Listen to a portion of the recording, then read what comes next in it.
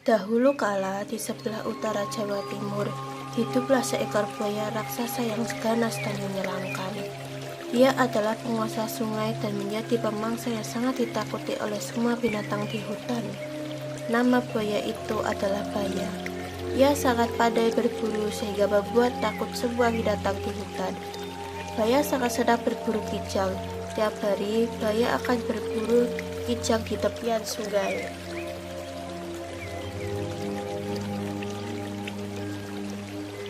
Halo semua, namaku Baya. Aku adalah penguasa di sungai ini. Hahaha. Sungai yang didiami Baya itu bermuara pada laut yang luas. Di laut itu tinggallah seekor ikan ganas bernama Sura. Dialah penguasa laut yang ditakuti oleh semua ikan. Tetapi Sura merasa bosan hanya memangsa ikan setiap hari.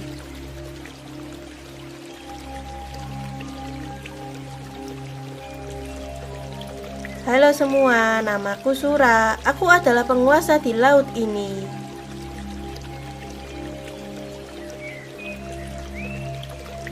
Di suatu hari, Sura berjalan-jalan ke sungai yang bermuara di lautnya. Di tepian sungai, ada seekor kijang yang sedang minum. Sura yang merasa lapar, diam-diam berenang ke tepian dan melompat melahap kijang itu. Sura merasa kijang jauh lebih lezat daripada ikan-ikan yang ada di lautnya. Maka ia terus berburu kijang di sungai itu. Lezat sekali kijang ini daripada ikan di lautku. Semakin lama, Baya menjadi curiga karena kijang mangsanya menjadi semakin sedikit. Baya pun memutuskan untuk menyelidiki apa yang terjadi di sekitar hutan. Kenapa kijang-kijangku semakin sedikit? Aku harus menyelidikinya.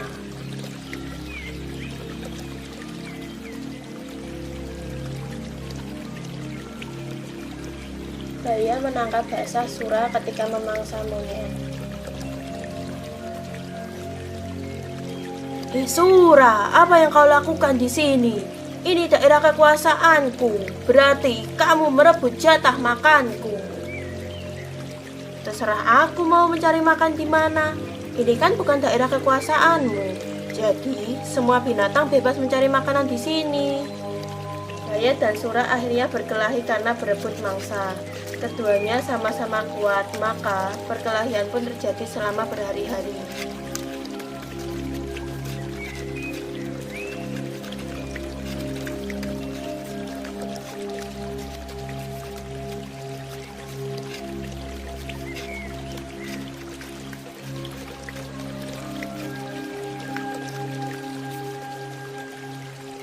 Karena mereka kelelahan, akhirnya mereka mengadakan sebuah kesepakatan. Sura, sebaiknya kita sudahi saja perkelahian ini. Aku sudah lelah. Aku juga, Baya. Baiklah, kita sudahi saja pertempuran ini. Mulai sekarang, kita batasi saja daerah perburuan kita. Muara itu adalah batasnya. Jangan sampai kamu melewati batasan, karena kamu akan tahu sendiri akibatnya. Sura pun akhirnya pergi dari sungai itu. Dengan adanya pembagian wilayah kekuasaan, maka tidak ada lagi perkelahian antara Sura dan Baya. Keduanya telah sepakat untuk menghormati wilayah masing-masing. Namun ternyata, Sura sering merasa gelisah. Dia rindu makan daging kijang. Hanya ikan yang melimpah di laut tidak bisa menyembuhkan rasa laparnya. Aku rindu makan kijang di sungai. Sura tidak bisa lagi menahan keinginannya. Akhirnya, dia diam-diam berenang ke muara.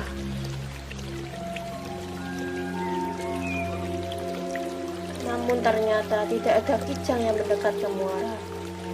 Sura pun memutuskan untuk kembali ke sungai. Dia akan berburu secara diam-diam agar Baya tidak curiga. Kedatangan Sura kembali ke sungai tidak diketahui oleh Baya. Sura selalu diam-diam berenang di bawah sungai dan berburu di malam hari, sehingga Baya tidak mengetahui keberadaannya. Hati Sura sangat senang karena bisa makan kijang tanpa diketahui oleh Baya. Wah, itu ada kijang. Baya juga tidak terlihat, akan aku makan kijang itu. Sudah berhari-hari lamanya Sura berburu kijang di sungai. Akan tetapi, lama-kelamaan kijang menjadi semakin sedikit. Hal itu membuat Baya menjadi curiga. Baya yakin penyebab berkurangnya kijang-kijang itu pasti karena Sura. Kenapa kijang-kijangku semakin sedikit? Apakah ini ulah Sura? Akan aku selidiki hal ini. Baya mengira Sura telah kembali ke sungai, tapi dia tidak pernah melihat keberadaan Sura. Oleh karena itu, Baya memiliki rencana yang sangat cemerlang. Dia menyiapkan seekor kijang yang telah terluka di pinggir sungai dan membiarkan kijang itu di sana. Kemudian, dia sembunyi di balik sebuah batu besar untuk menunggu Sura datang. Setelah menunggu selama beberapa jam, akhirnya Sura menghampiri kijang itu. Baya pun terlihat sangat marah ketika Sura akan membawa kijang itu untuk dimakannya.